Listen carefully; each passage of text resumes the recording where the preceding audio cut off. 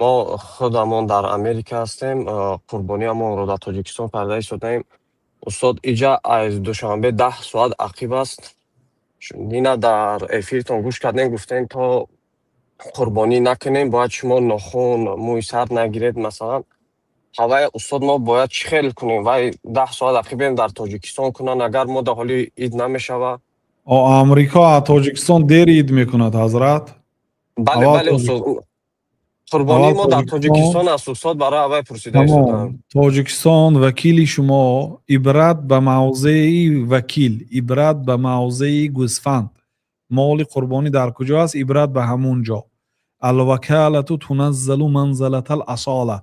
وکیل اصلا منزله اصیل رو میگیرد. وکیل یعنی آن آدمی که شما وکیل کردید. اصیل شما، اصیل اوریجینال، اصل قربانی به شما فرض است. شما یک کس وکیل کردید، همون وکیل عیناً گویا که در مکان اصیل هست.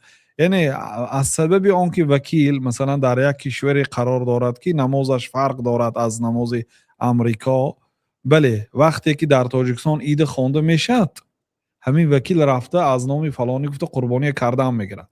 بله استاد. یعنی که قربانی شما پیش از وقت حساب نمیشد، چون که در همون موضع قربانی عبرت به موضعی که مال قربانی در همونجا هست.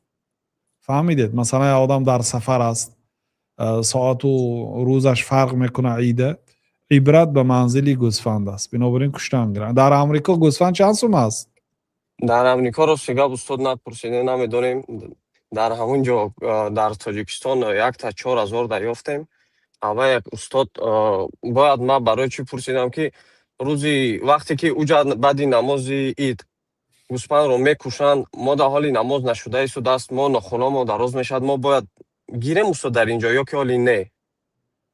میشد، اگر گیرید میشد، چون که عبرت به ذبح قربانی هست. مادامی که قربانیتون ذبح شد شما میتونید ناخونای گرفته به عید روید. والله اعلم.